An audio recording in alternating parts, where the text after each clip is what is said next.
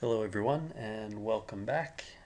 Today we're looking at curve sketching, and this is kind of the culmination of everything we've been doing so far this unit. So remember, so far we've looked at local max and min values of a function, first derivative test, checking whether it's even or odd, looking at vertical and horizontal asymptotes, checking concavity with the second derivative. And so now we're going to bring that all together and look at sketching graphs without using our graphing calculator too heavily. Okay, so this first example we'll go through wants us to sketch the graph of a continuous function for all x with the domain of f of x with the following characteristics. So, all right. F at -2 is 1. So when x is -2, the value of the function is 1. Okay, and then f at 0 is -2. So when x is 0, function value is there. F at 2 is 4. Sorry, f at 2 is there. And then f at 7 is there. Okay. The first derivative at 2 does not exist, and the first derivative at 0 is 0. So what this means, remember, is it's either going to be a max or min. So it looks like it's not going to be a max there because it would have to be something like that, right? So it's going to be a min there. And f prime at 2 doesn't exist, so we could have like a kink there that would satisfy the condition where the derivative does not exist. Okay. The second derivative is greater than 0 on these two intervals, so between -2 and 2, it's going to be curve up. And between 6 and infinity, it's also going to be curve up. Okay, next, as we approach 6 from the left, the function is -infinity. So approaching 6 from the left here is going to go down to -infinity. And as we approach 6 from the right, it's +infinity, so it's going to go up like that. All right, and then as we approach -infinity, the function value goes to 4, so we need that to approach 4. Okay, and not sure we see any conditions for going toward +infinity. So we got a little bit of freedom, I guess, as we go off that way. So now let's see if we can stitch it all together. So be like that. There'd be a point of inflection here. I'll do my best to draw. So it's curved down, and then it's got to be curve up. This is not the best drawing, but there you go. Okay, curve up. Pretend that's looking good. Okay, and then going as we approach 6, it's going to be off in this direction. So we can have a kink, and we go curve down, and approaching 6 from the right has got to go up like that asymptotically. It's got to go down through here, and it's got to be curve up all the time as we proceed toward, so we can do something like that, and that seems to work. So we would have a vertical asymptote here. First derivative doesn't exist there. as we require, we would have a horizontal asymptote there as required by this. Okay, that and that are taken care of there. Double derivative, or the second derivative, is greater than 0 on these two intervals, so between there and there it's got to be curve up, and then between here and infinity's got to be curve up. Okay, and it looks like we've got all the conditions satisfied. Alright, let's look at this function now. So we've got x squared minus x to the fourth. We can use all this information to help us figure out what the function should look like without using our calculator. Alright, so first off, the domain. So the function doesn't look like we have any, and you can probably see that I've already done it in Desmos, but there's no reason that there's any limitations on x, right? It's just a normal polynomial function. So there's no like denominators where we would end up with dividing by 0 or that sort of thing. So that's out. Next, looking at the intercepts, so we could say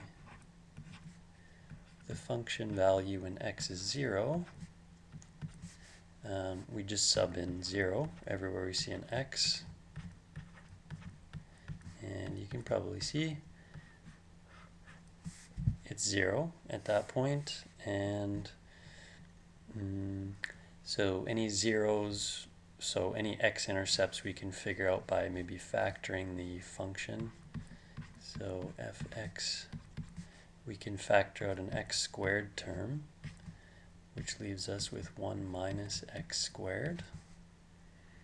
Okay, so if I factor the x squared back in, I get the original function. That's great.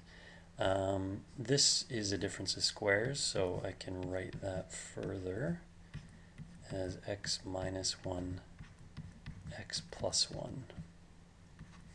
So this is the y-intercept. And because of this, we have x-intercepts at x equal -1, x equals 0 from that one, and 1 from that term. Okay, so that takes care of the intercepts. Next thing we should look at is symmetry. So remember, we can do this procedure, and depending on what our result is here, will tell us whether it's even or odd. So everywhere we see an x, put a negative x. So we do that.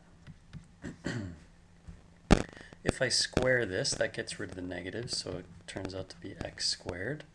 And if I square, or sorry, if I raise negative x to the fourth power, that gets rid of that negative.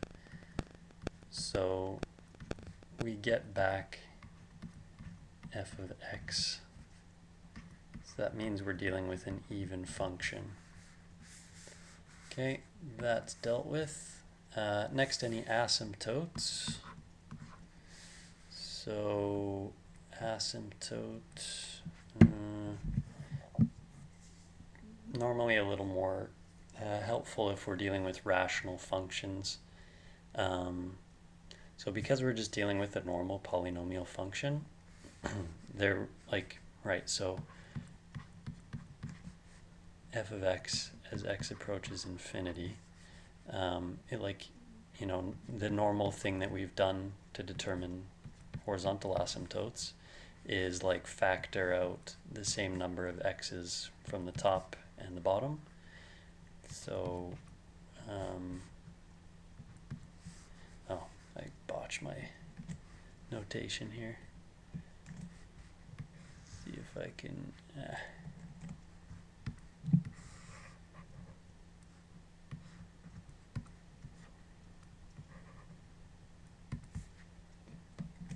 So, full disclosure, I did no work over the spring break, so this is why I'm a bit rusty at the moment. So, hopefully you all had a good spring break as well. I've done it again. Here we go. Okay.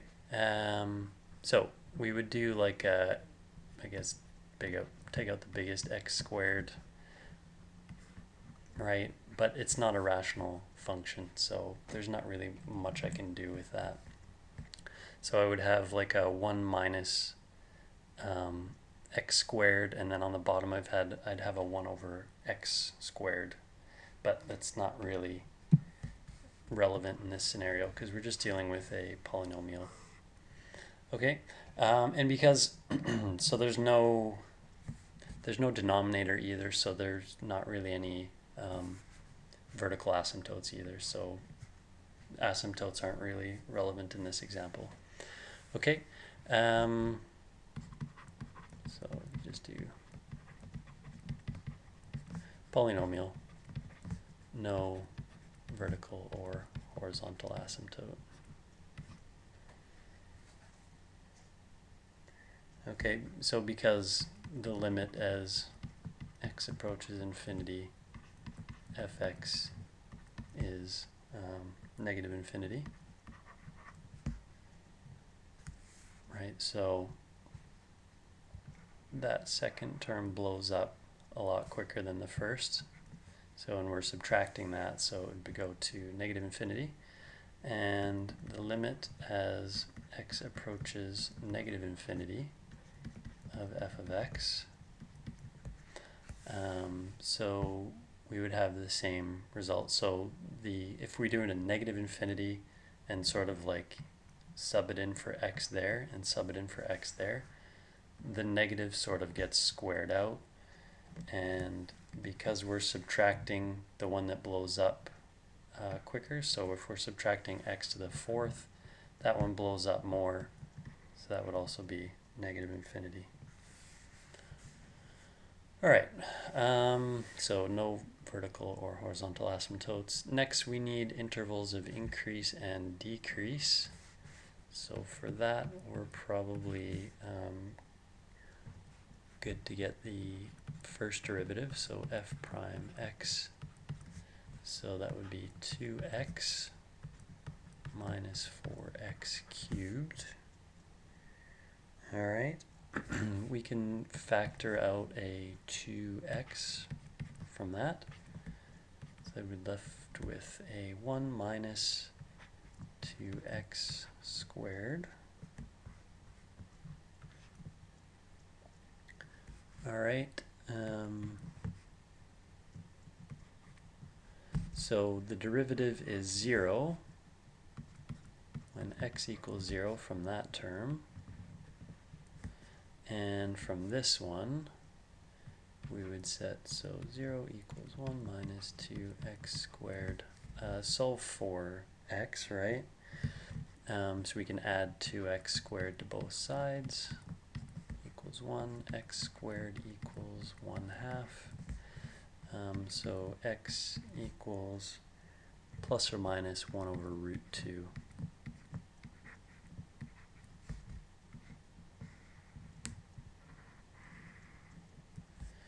Alright, so we have a few interesting points there. You can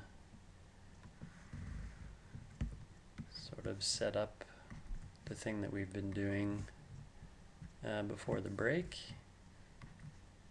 So I guess I should have left more room there.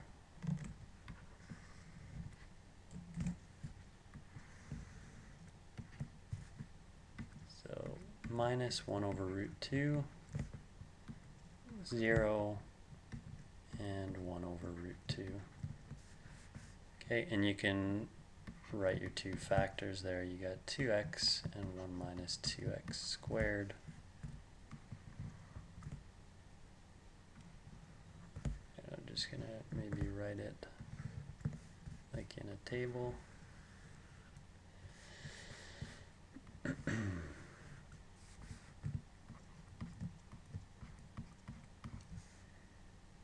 Okay, to the left of negative 1 over root 2.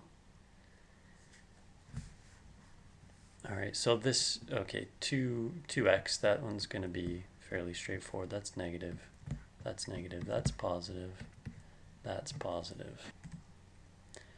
All right, for the next term, we would have, so to the right of negative 1 over root 2, that would be, so for example, we could pick x being 1. So 1 minus 2 times 1, that's negative. So between there and there, we could pick like 0.5. So 0.5 squared would be, negative 0.5. Negative 0.5 squared is 1 over 4.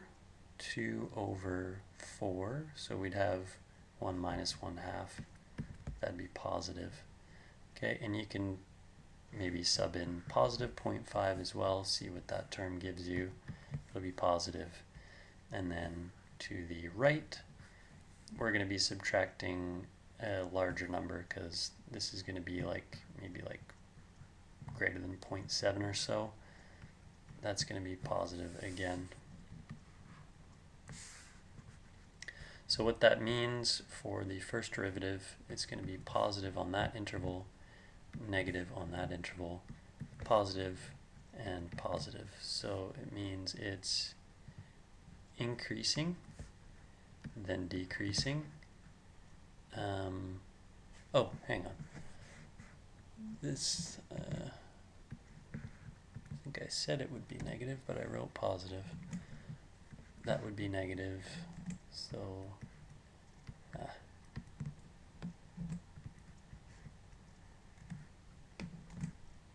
that would be negative. So, and then increasing, decreasing. Okay, so that sorts that bit out. Intervals of increase, decrease taken care of.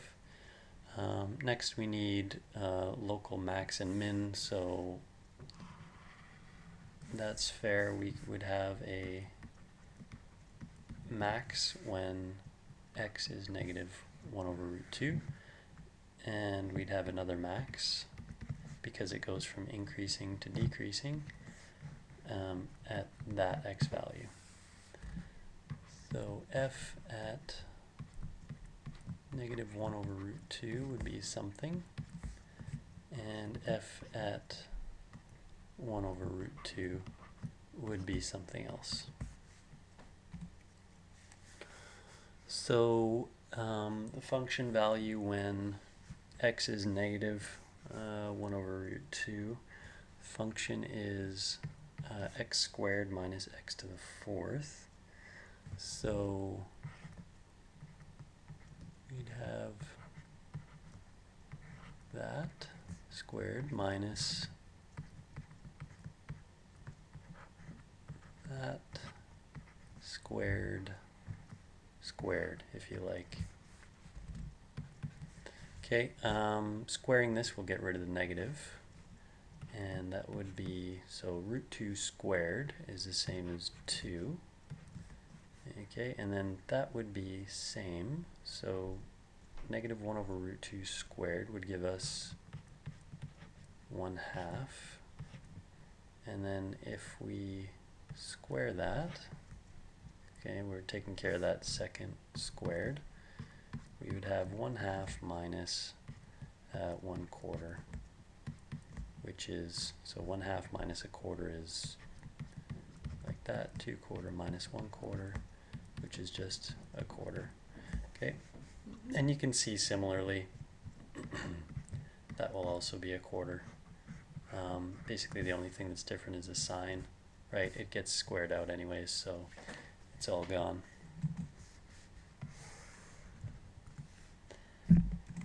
Alright, so that's taken care of. We know the max and min coordinates. Let's see what else we can get. So max and min points are done. Intervals of concavity and inflection. For that we'll need the second derivative, so we can take that. Let's see.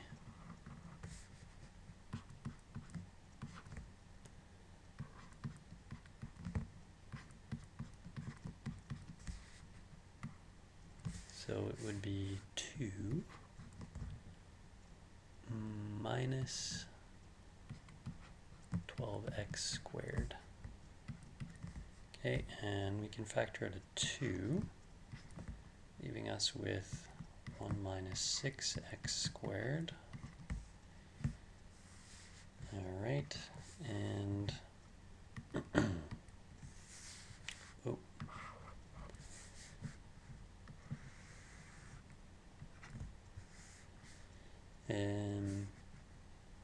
Okay, so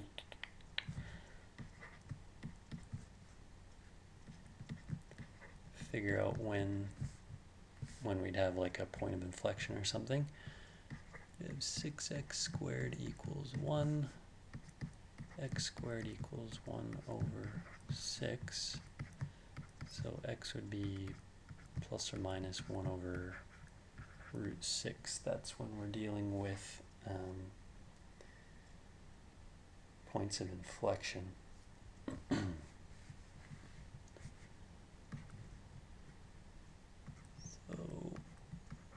you could do like that and like that. So 2 is going to be positive throughout, and 1 minus 6x squared, so it would be so minus 1 over root 6. 1 over root 6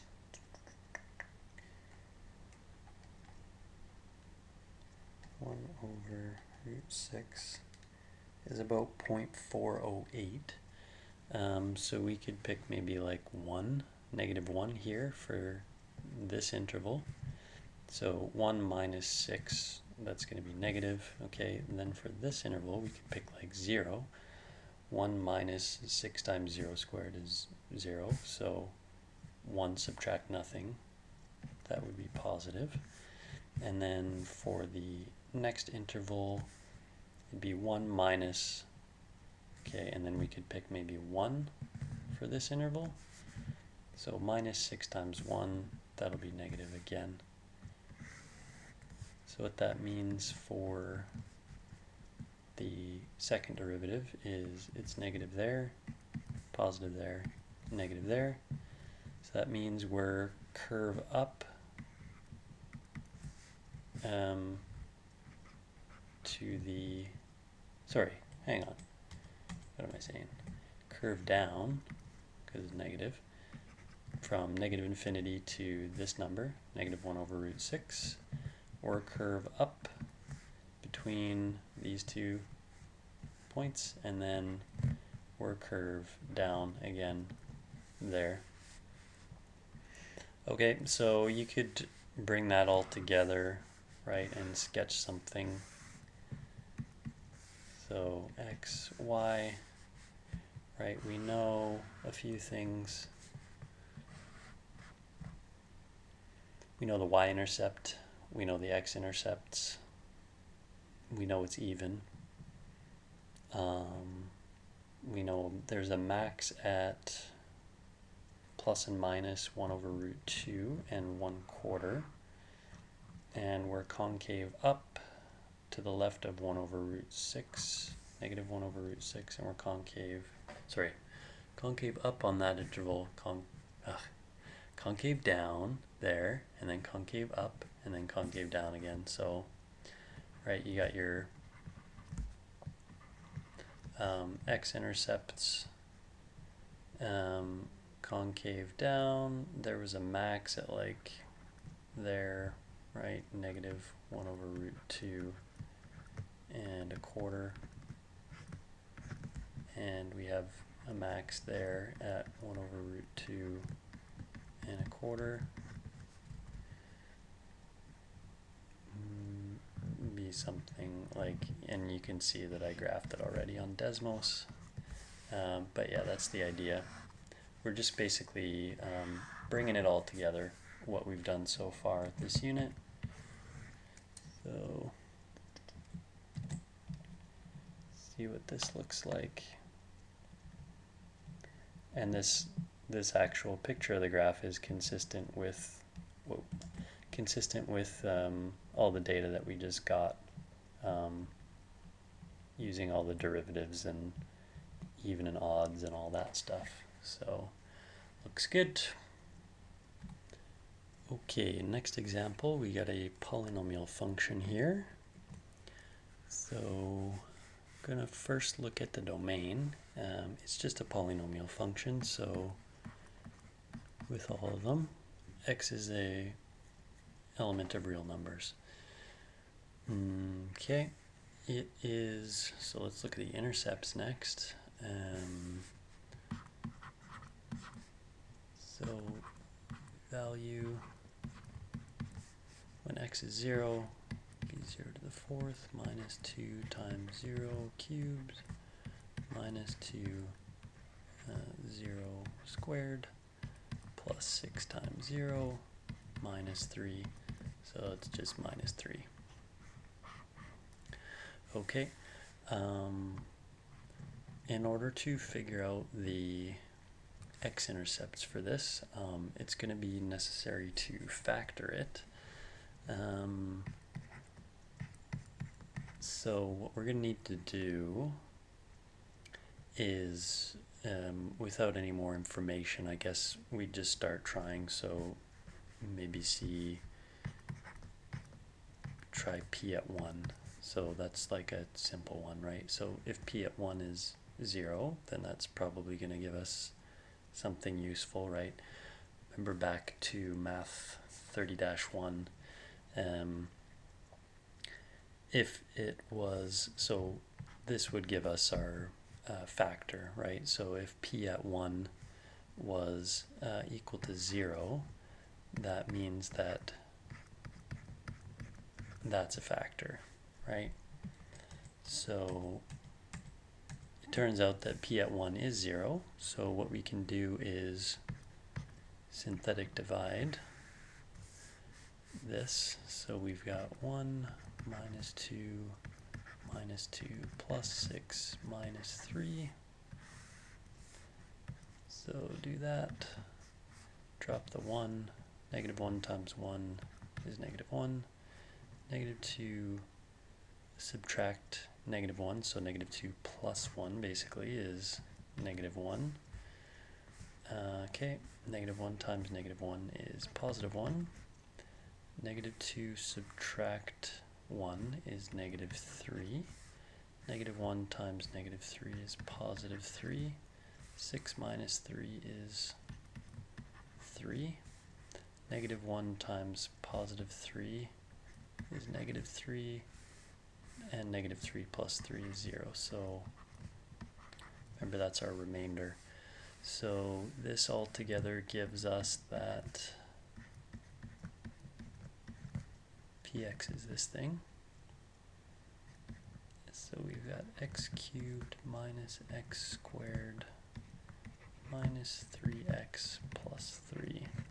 Okay, and turns out we can take this further. So what you could do is just try subbing in values for x. So you could try x equal 1 or negative 1 as a start, right? And it turns out that this thing evaluated when x is 1 is 0. So that means that we can synthetic divide again using just this stuff, right? Oh, I guess I'll keep that. Okay, so put this stuff in here. We got 1, negative 1, negative 3, and positive 3. Okay, that drops down. Negative 1 times 1 is negative 1. Negative 1 plus 1 is 0. Negative 1 times 0 is 0. Negative 3 subtract 0 is negative 3. Negative 1 times negative 3 is positive 3. And then 3 subtract 3 is 0. So that's our remainder. Okay, and then all told, just bring that a little smaller. So what we can do now is write p of x like this: x minus 1 squared times x squared minus 3. That's it in factored form. Okay, so that means that our zeros are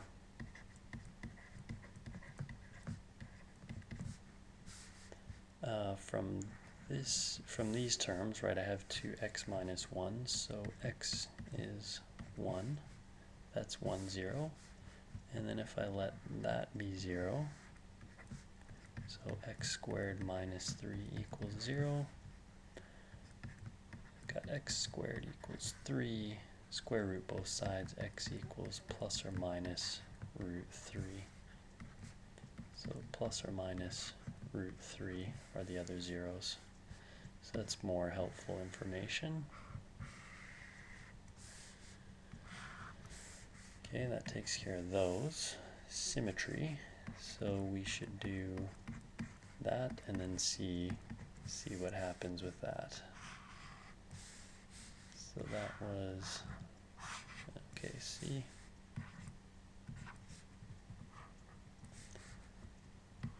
So f at negative x, so we do negative x fourth minus 2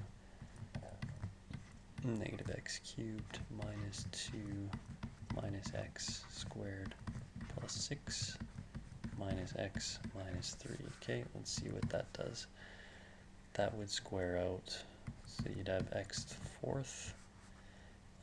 That would still be a negative, and we bring it with there, so we have 2x cubed. That squared would get rid of that negative, so we would still have negative 2x squared. This would turn out to be minus 6x, and this would be minus 3. Okay, this thing is neither that, nor is it equal to f of x. So it's neither even nor odd.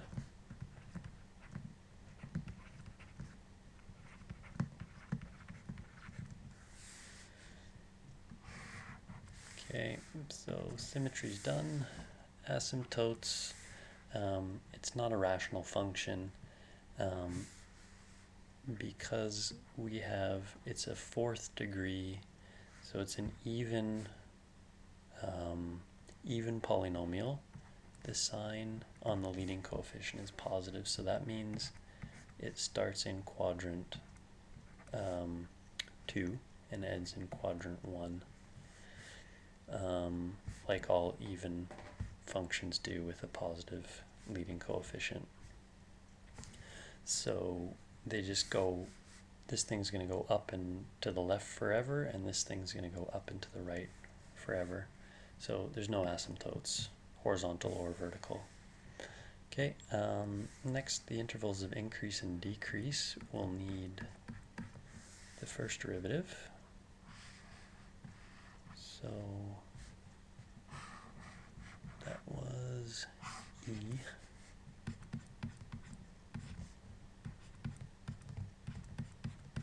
So first derivative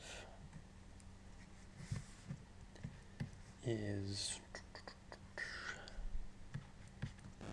4x cubed minus 6x squared minus 4x plus 6. Okay, we can factor out a 2 from all that. So we would get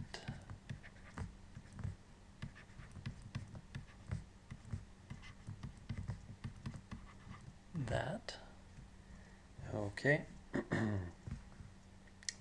And you can factor that further.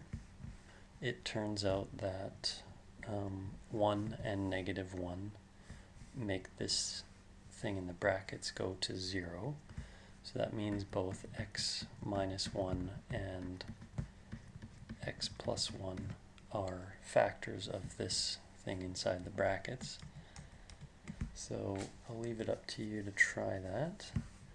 So we would eventually get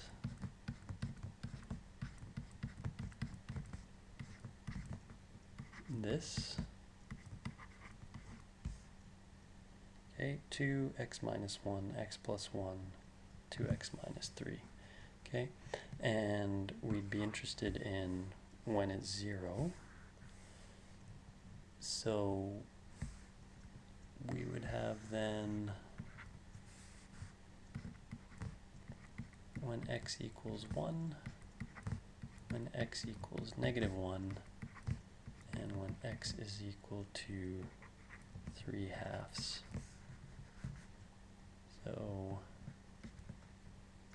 -1, 1, and 3/2. So looking at like all our factors, x minus 1, x plus 1, 2x minus 3, right? They all multiply to give you the derivative. So you can do for these intervals, that's going to be positive throughout. X minus 1 will be negative there, positive, positive, x plus 1, so that'll be negative there. It will be positive there, positive there, positive there. This will be positive, oh hang on, that will be, yeah, positive, right? No, hang on, tired.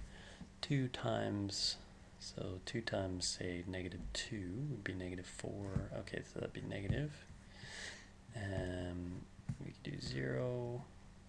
So 2 times 0 is 0, minus 3, that'd be negative. And here we could do like, maybe like 1.25. 1.25 times 2 minus 3, that'd be negative as well. And then that would be positive. So for example, like if you put 2 in for x, 2 times 2 minus 3 is positive. So, okay. Negative times negative, positive, times another negative, that'd be negative. That'd be positive. That'd be negative. That'd be positive.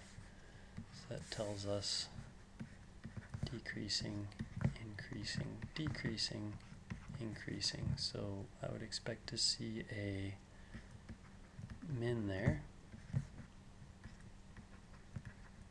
a max there, and a min there as well. Okay,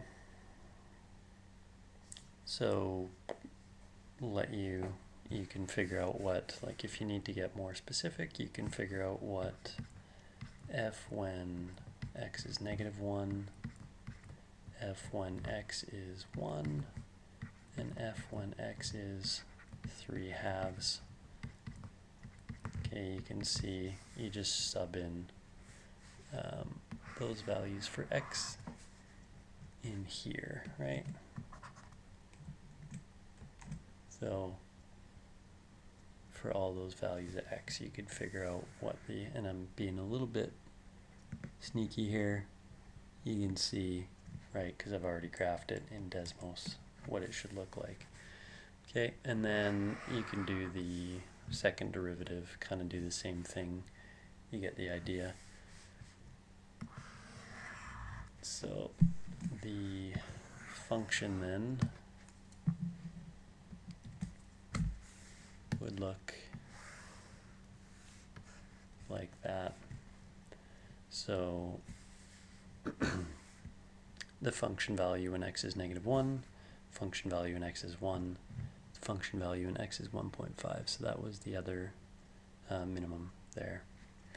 Okay, we got the, so -1.732, that was the plus and minus √3s. Okay, and we also had a 0 when x is 1, right? X equals 1. That was the other one. And the y-intercept was at x equal, when x is 0, y is -3. Okay, so that's basically the idea, right? We're just consolidating everything we've learned so far and sketching the graph as best we can. All right, the last example we'll go through together today is this rational function. So going through all the steps that we've done previously, first we're going to do the domain. So domain, we don't run into any problems where the denominator is 0 unless we let x be imaginary numbers. So we don't have any problems there. No issues whatsoever, so x is real numbers.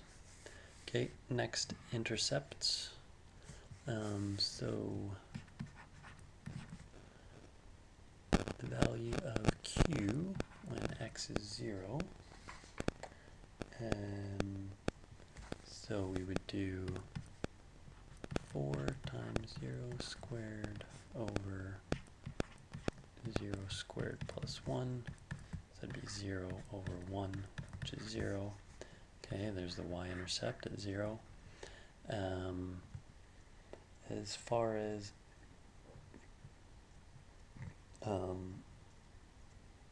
x-intercepts go, that's it. We can't factor this really to get anything useful, so we're good. Intercepts taken care of. All right, symmetry. Q minus x, so we do 4. Everywhere we see an x, we put a minus x squared divided by minus x squared plus 1. This will get rid of that negative. This one will get rid of that negative. And look what we end up with. That's just f of x. So it's even.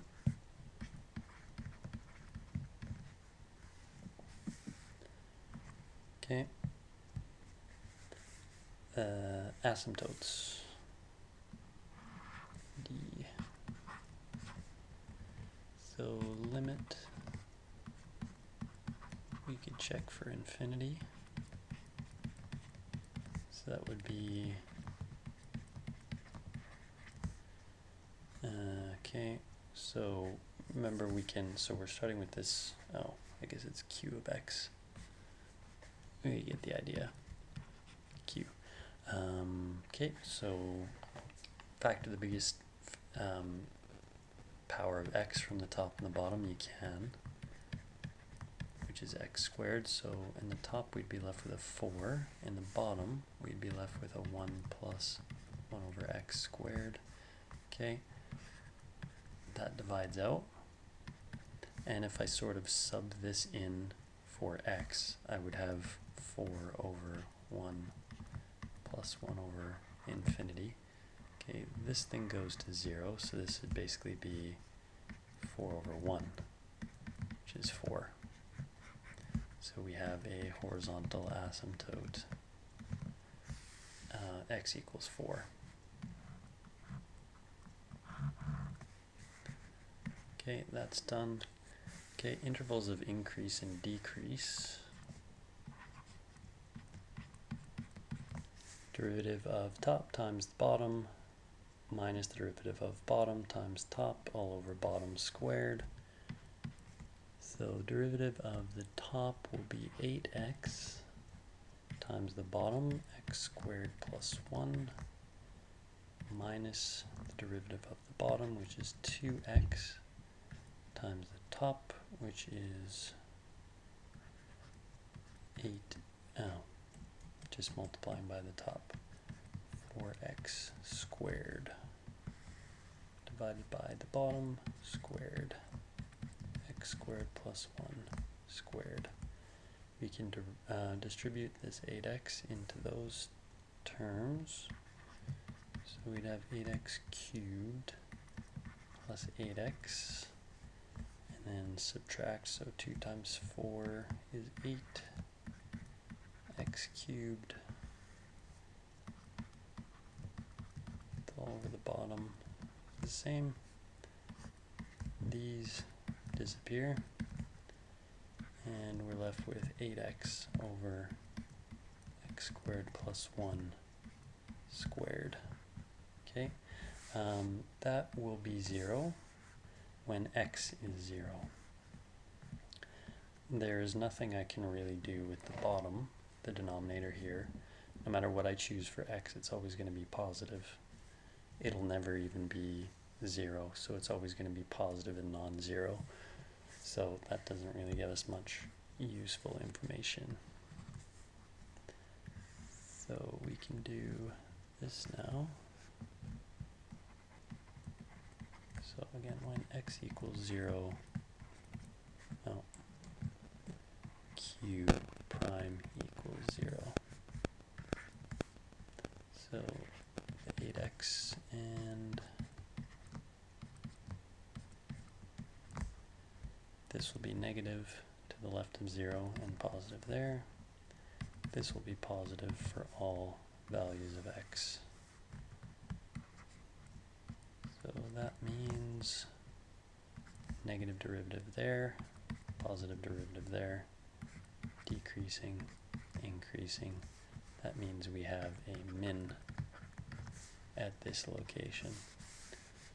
So q when x is 0, we've already determined up here is 0. So we have a local min at 0, 0.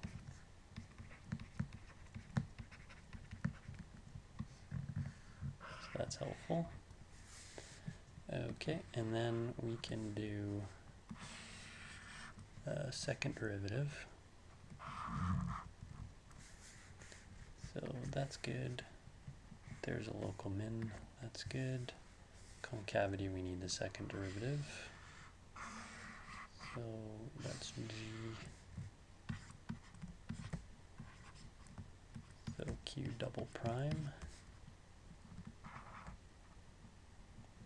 So again, we're going to need to do quotient rule, but on this thing. So the derivative of the top is just 8 times the bottom, so that would be x squared plus 1 squared. Derivative of top times the bottom minus the derivative of the bottom, 2x squared plus 1. And then we got to do chain rule, so that's times 2x. And then we got to multiply by the top, which is 8x.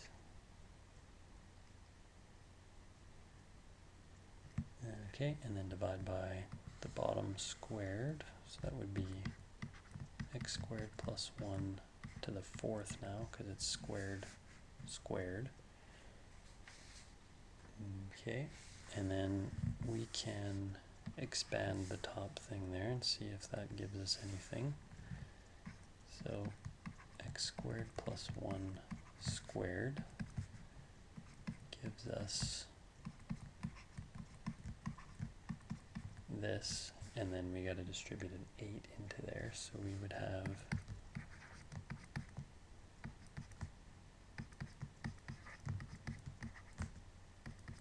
that. Okay, and then this thing, 2 times 2 times 8 is 32. So, okay,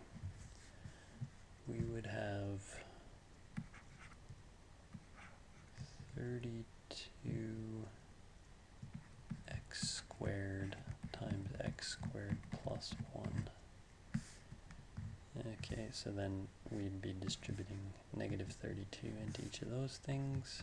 So it'd be minus 32x to the fourth minus 32x squared all over the same denominator. Okay, combine the x4s, so that would be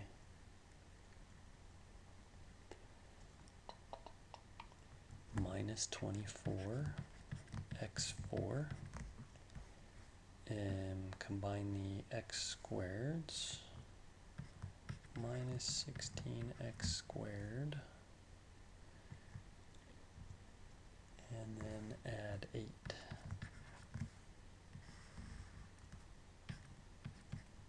Divided by the same denominator.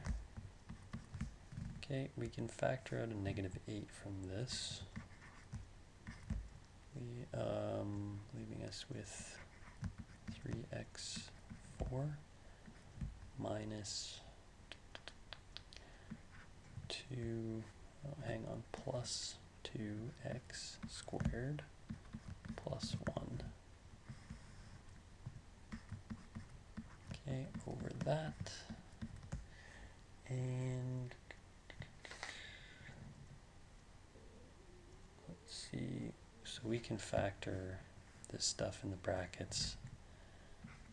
We could do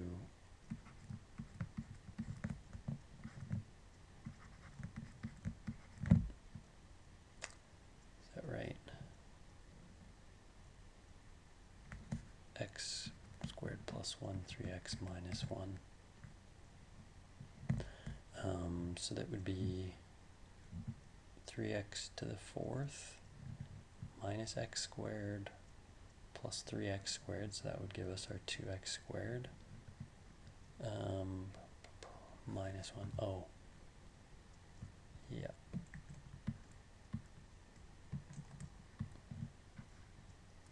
That I forgot. Should have been a minus 1. Right, because when you distribute the negative 8 back in there, it gives you positive 8 back.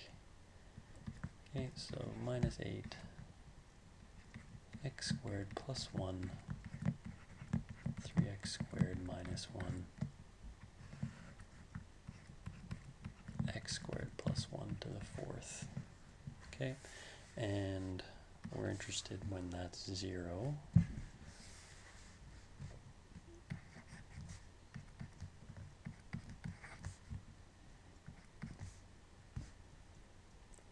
So that would give, alright, so denominator doesn't really do anything. So let's maybe do, if we look at the top, when that's 0, or when that's 0. So that means, alright.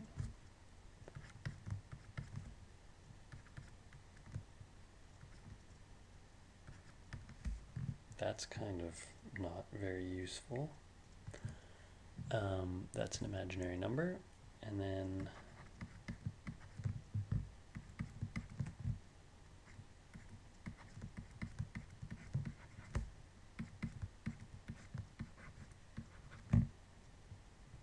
so plus or minus 1 over root 3.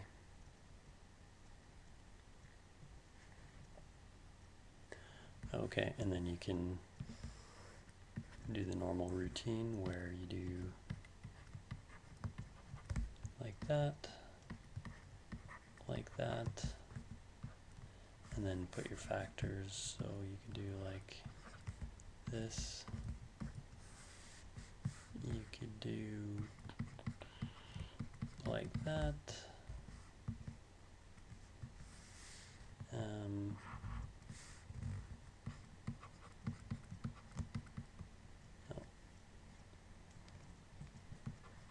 X squared minus 1 and x squared plus 1 to the fourth. So these will be positive throughout.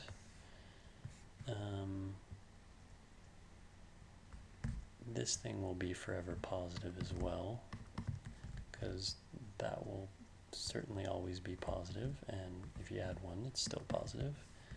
Okay, and then this one will be, so 3x squared.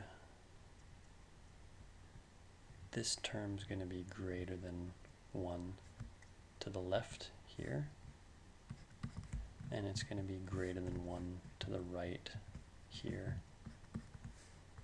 Right, you can try putting in like positive 2 here or negative 2 here. You're going to get for those two intervals.